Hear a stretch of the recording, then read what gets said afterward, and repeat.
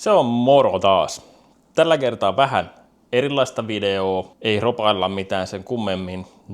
Mulla viime talvena tuli kauhea dronekuume ja jotenkin mä päätin, että nyt olisi kyllä semmonen hommattava. Ja mä halusin nimenomaan DJI:n FPV-dronen, koska mä halusin, että se on niinku laseilla lennettävä ja se on niinku FPV-drone, mutta sitten taas toisaalta mä en halunnut ostaa niinku ns. Täysveristä FPV-dronea, koska mä ajattelin, että sillä DJI:n FPV-dronella mä pystyn sitten kuvaamaan vähän semmosia tavallaan, miten sanoa, elokuvamaisempia otoksia kanssa. Ei muuta kuin hakuvahtiin sitten, torin hakuvahtiin semmonen drone ja niitä sitten kyttäilee ja hinnat pyöri siellä vähän turhan korkealla sitten omaan makuun ja mä ajattelin, että no kytätään nyt, jos sieltä jossain kohtaa tulisi halpa. Ja kai sieltä sitten muutama halpa tuli, mutta ne meni jotenkin niin kuin tosi äkkiä.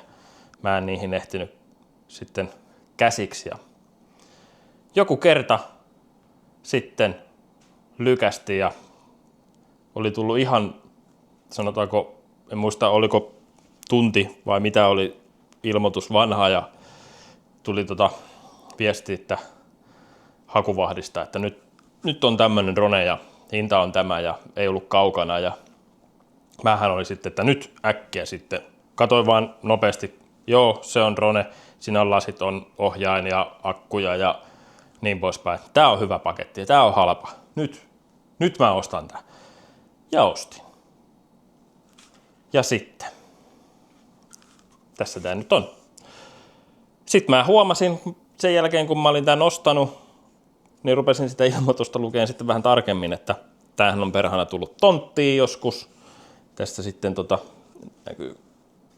näkyy se siinä kameralla jonkun verran, niin tossa on jälkeä ja täältä on sitten näitä liimattu, tää vähän irvistää. Ton muovin mä oon tuolta kertaalleen pistänyt vähän paremmin, kun se irvisti, ei tänne päässyt näihin muistikorttipaikkoihin oikein kunnolla käsiksi ja niin poispäin, mutta siinä sitten kun olin jotain maksanut, tietysti heti kun siinä painoin vain, että pui nauja, ettei kukaan sitä ehdi tällä kertaa ostaa nokan edestä, niin rupesin sitten vähän katuun, että ei perhana, että se on kuitenkin periaatteessa rikkinäinen, vaikka siinä ilmoituksessa luki, että pystyy lentämään. Niin jotenkin siinä sitten kävi sillä lailla, että mä ostin toisen dronen kanssa. Tää on nyt sitten ehjä drone. Toki tämäkin on sillä lailla ehjä, on lentänyt. Niin samalla reissulla ostin sitten 2 dronea. Eli tämän ensimmäisen dronen mukana, niin tässä tuli nyt sitten laukku, missä on tai säilytyslaukku tämmönen ja 3 akkua, laturit ja lasit ja ohjaa ja niin poispäin. Ja tämän dronen kanssa sitten ei tullut muuta kuin drone ja muutamat akut ja tietysti laturit niille ja niin poispäin. Mutta ei ollut laseja ja noita ohjaimia. Että niitä mulla on yksi kappale, mutta droneja on nyt sitten 2.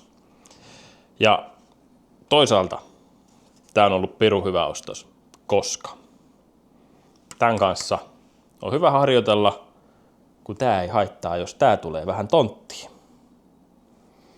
Ja tuleeko se tonttiin? Kyllähän se tulee.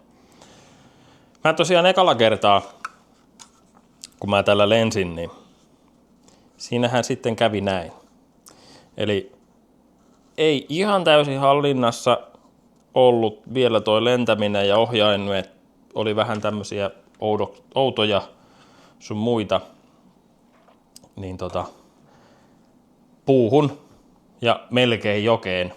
Mutta se ei haitannut, koska tää oli jo ns. Valmiiksi rikki. Ja toisaalta mitään ei hajonnut. Mä oon tällä lentänyt sen jälkeenkin. Ja pelkästään lentänyt tällä, en vie tällä. Ja nyt viime viikonloppuna käytiin vähän lenteleen tossa noin. Se oli toinen kerta. Siinä välissä mä oon lennellyt simulaattorilla reilu 10 tuntia. Ja on siinä nyt sitten jotain kehitystä tapahtunut siinäkin hommassa.